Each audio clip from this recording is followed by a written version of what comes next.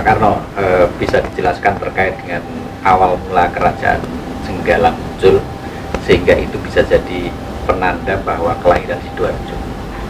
Monggo Pak Karno. Oh begitu ya, oke. Kalau kita melihat dan mempelajari sekaligus meneliti dari bukti-bukti sejarah, itu kerajaan Jenggala itu berdiri tanggal 24 November 1042 Masehi.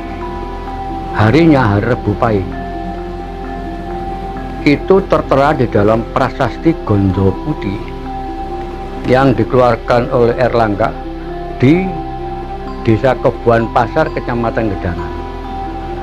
Di sana didirikan sebuah bangunan suci yang diupacarai dan sebagainya.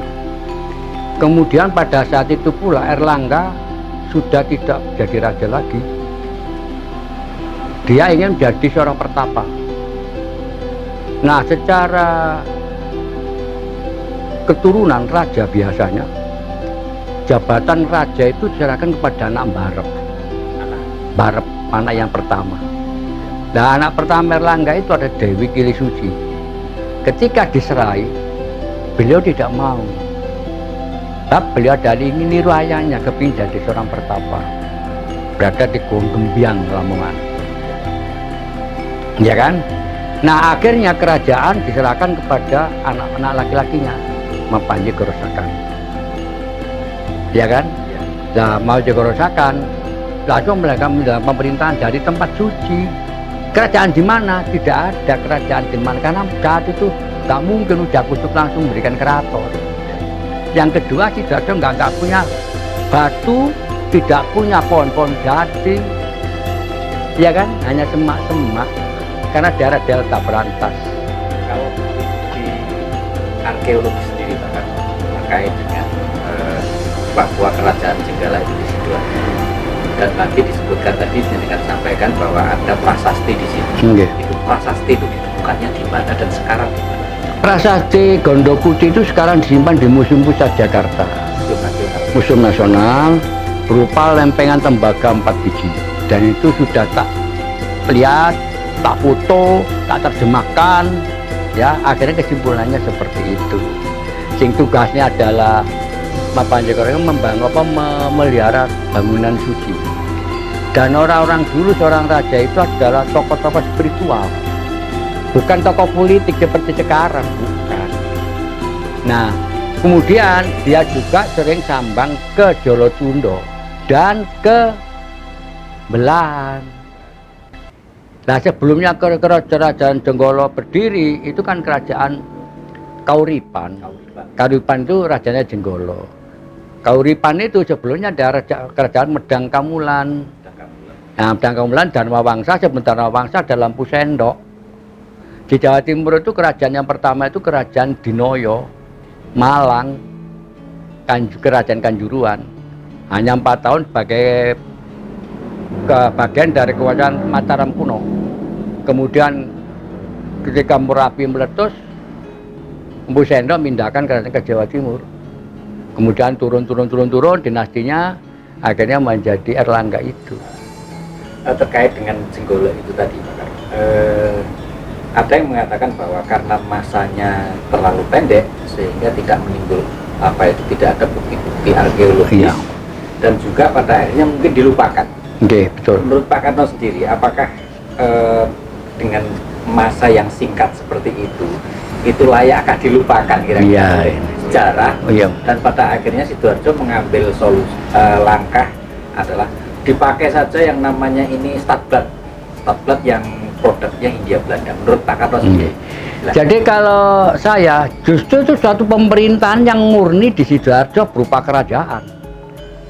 Kalau kita bandingkan dengan statblad pemerintah Belanda pada tanggal 31 Januari 1859 itu bagian pecahan dari Kepresidenan Surabaya. Tujuannya Belanda untuk membentuk Kabupaten Sidoarjo adalah untuk mengeksekusikan 12 pabrik gula yang dibangun oleh Belanda sejak tahun 1879. Cocok kan? Jadi itu bukan pemerintahan asli Indonesia, bukan. Satu contoh lagi, Sidoarjo pada tahun 46 49 Belanda nyerang dari Tulangan, akhirnya pemerintahan pindahkan, pemerintahan Rekomban namanya, di Jombang. Ini kan berarti wilayahnya Belanda masih, gitu enggak? Ya. Nah, oleh karena itu nggak cocok kalau jadikan dari jadi Sidoarjo, nggak cocok gitu. Wong kita punya pemerintahan kok. Bukti pemerintahan itu apa? Punya raja, punya undang-undang, punya budaya. Budayanya apa? Budaya Jawa Arek, meliputi wilayah Surabaya, Sidoarjo, Gresik, Lamongan, Mojokerto, Malang, ya enggak? Pusatnya Sidoarjo, bukan Surabaya, jelas ya. Dan pelabuhan Ujung Galuh. Kemudian penelitian saya, kemudian yang terakhir ini saya menemukan ada uang logam dari dinasti Ming Cina pada waktu masuk kerajaan Jawa ada di Kecamatan Sukodono, sebelah timur desa mana saya lupa. Ini saya temukan itu, digali rumah dulu, saya teliti. Nah, jadi kita tidak boleh ngawur. Jadi membaca sejarah adalah satu prasasti. Ini batu pertulis. Yang kedua adalah situs-situs langit. Jadi kita tidak boleh dongeng itu, tidak boleh berikan dongeng. Ada yang mengatakan Pak Karno, prasasti Waharu itu dijadikan tonggak juga untuk kelahiran Sidoarjo. Prasasti Waharu 1, 2, 3, 4 ya, ada 4 prasasti. Menurut Pak Karno sendiri seperti apa Pak? Kalau Waharu itu kan bukan, itu kan siapa Mbah? Bukan, itu hanya seorang tokoh Buyut Tambali atau namanya saya lupa ya. Bu itu adalah disuruh untuk memelihara bangunan suci yang ada di Waharu. Jadi bukan pemerintahan. Lain dengan Jenggala punya hukum, punya pengadilan kok. Punya keris tangguh Jenggala. Munculnya gamelan Selindro. Itu milik Sidoarjo. Dan juga ada lagi, sampai sekarang masih ada kita pakai budaya Sidoarjo. Budaya Jenggala apa itu? Basa Jawa Arek. Basa Jawa Arek itu Jenggala ya? Jenggala asli, karena apa? Kalau salah lihat, zaman itu kan Jenggala kan bahasa yang pakai bahasa Jawa kuno. Saya Jakarta dulu bahasa Jawa kuno. Saya hitung, basa Jawa Arek sekarang yang dipakai sehari-hari. Nang direk mana? Oh aku ada merono. Kata oleh apa? Dan sebagainya itu. Itu kan bahasa Jawa Arek. Itu adalah berasal dari bahasa Jawa kuno. Saya hitung kata-katanya dari A sampai Z 1226 kata masih murni dari kata-kata Jawa kuno. Juga dari bahasa Sakerta. Masih belum selesai saya mendidik dari bahasa Sakerta, baru mendapatkan 241 kata dari bahasa Sakerta. Oleh karena itu kita tuh besar. Menarik sekali yang disampaikan Pak Karno terkait dengan budaya Arek dan khususnya untuk sekarang Pak Karno. Budaya sekarang ini kita ketahui campur aduk. Ada lagi budaya pop yang sekarang sudah berkembang, sehingga masyarakat kehilangan yang namanya jati diri. Identitas budaya nyaris tidak ada di Sidoarjo. Pengamatan Pak Karno sendiri, apa yang perlu dimunculkan sebenarnya terkait dengan ada beberapa hal yang sudah saya sampaikan baik di depan umum, wawancara sehat, seminar dan sebagainya. Ada namanya tantangan kebudayaan, ancaman kebudayaan. Itu kita seminarkan di Malang yang diselenggarakan oleh Dinas Pariwisata dan Kebudayaan Jawa Timur. Saya berikan bukunya tentang tantangan kebudayaan. Yang kedua adalah mengagumi budaya asing. Kita terpengaruh oleh budaya asing sehingga kita melupakan budaya kita sendiri. Nah, oleh karena itu secara ideologis saya terpanggil untuk melestarikan apa itu?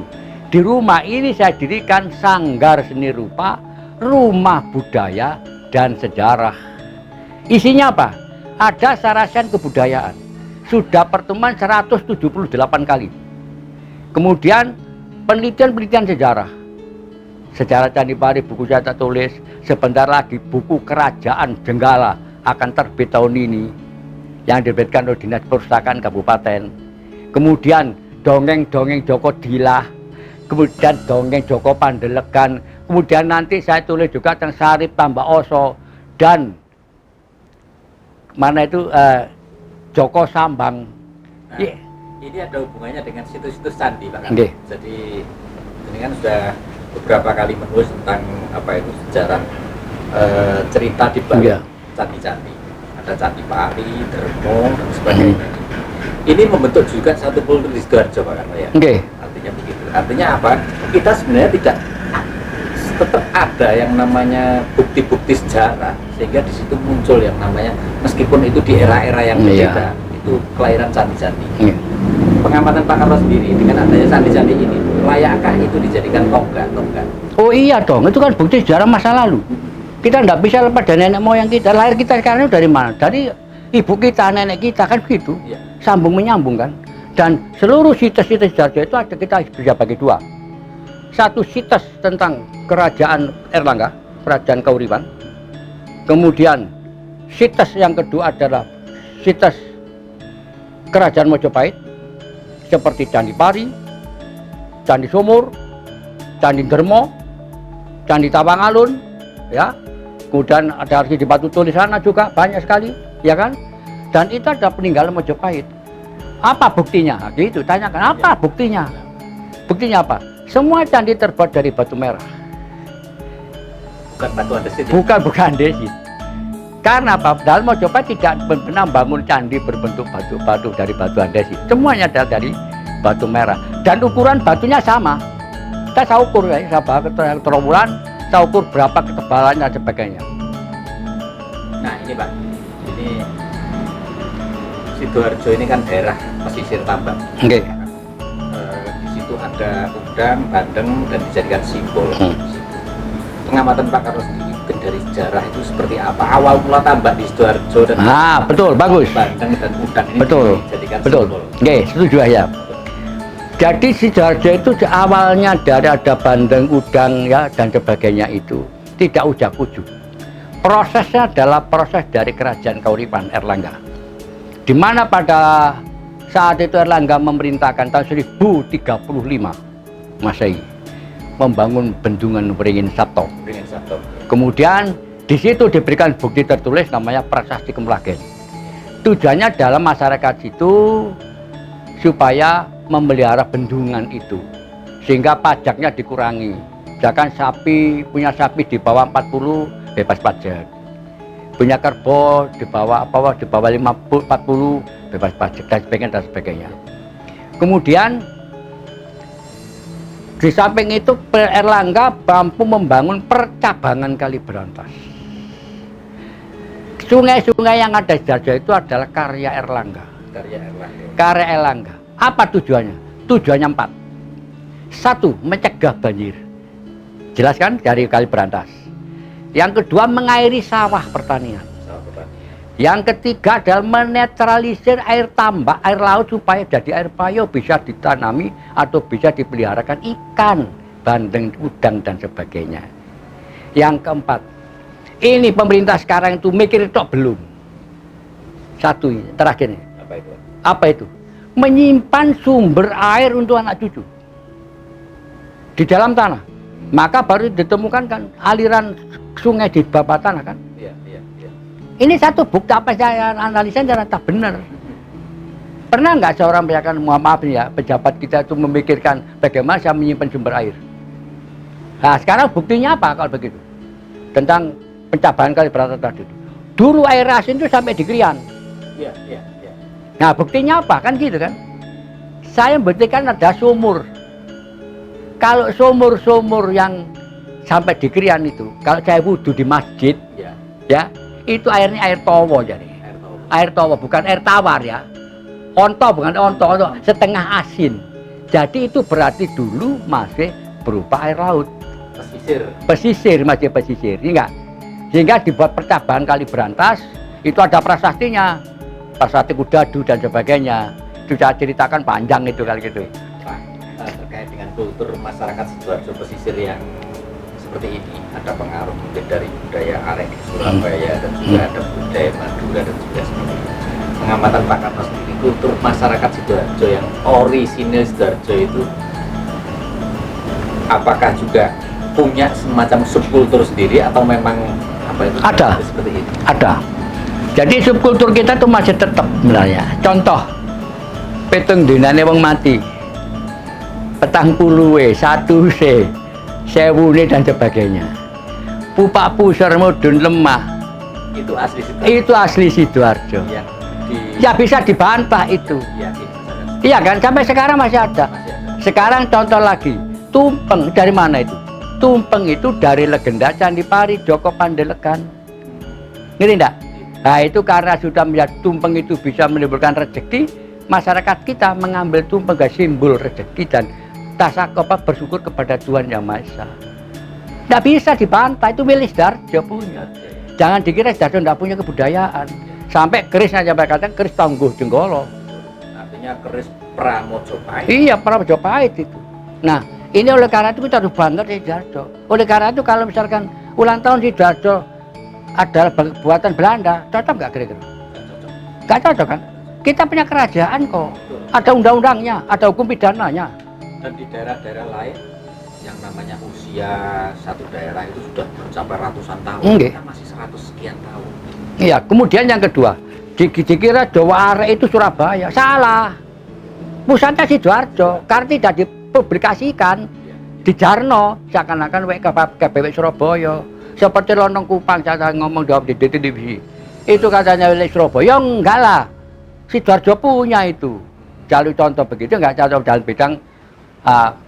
bidang kuliner loh ya. Jadi oleh karena Sidoarjo itu besar. Bisa disampaikan Pak Karno terkait dengan logo Sidoarjo, udang Banten itu sejarahnya kayak apa sih? Oh iya. Yang lain gitu. Sebenarnya ada zaman Belanda dulu ada berupa patung gitu lambang Sidoarjo. Ada ya? Ada. Kalau kalau lambang itu sudah dilombakan dulu. Dilombakan. Teman saya yang menang, aku nomor 2, kalah aku. Logo itu? Logo itu dilombakan. Itu kan ya baru-baru ini saja, tidak berontasi pada sejarah. Dari dulu memang belum ada? Belum ada dari Belanda ada Belanda. Tapi nggak jelas fotonya, saya punya. Gitu lah. Jadi itu hanya hasil lomba kalau itu. Saya ikut dulu kan, saya SMA kelas 1 itu. Apalagi itu? Ya. Jadi kalau kesimpulannya, jadi oleh karena itu Kerajaan Jenggolo ini harus tetap kita urus. Insya Allah doakan kepada para pemirsa semuanya. Buku tentang Kerajaan Jenggolo akan terbit tahun ini. Saya tulis kerjasama dengan Dinas Perpustakaan dan Arsip Kabupaten Sidoarjo. Mudah-mudahan, terima kasih atas perhatiannya. Kalau Anda butuh tentang ilmu budaya dan sejarah, datang ke sanggar saya. Kesan untuk generasi muda. Tolong jangan sekali-kali meninggalkan sejarah. Anda berpindah, berbuat, dan melakukan kegiatan semacam ini tidak lepas dari masa lalu, dari nenek moyang kita dulu. Nilai-nilai moralnya harus kita jaga betul. Ketika kita tidak bisa mengenal budaya kita sendiri, kita akan terbawa oleh budaya asing, dan ini nanti akan gampang diarahkan, dibius oleh kebudayaan di luar Indonesia. Hati-hati, tantangan kebudayaan. Oke, terima kasih. Assalamualaikum warahmatullahi wabarakatuh. Waalaikumsalam.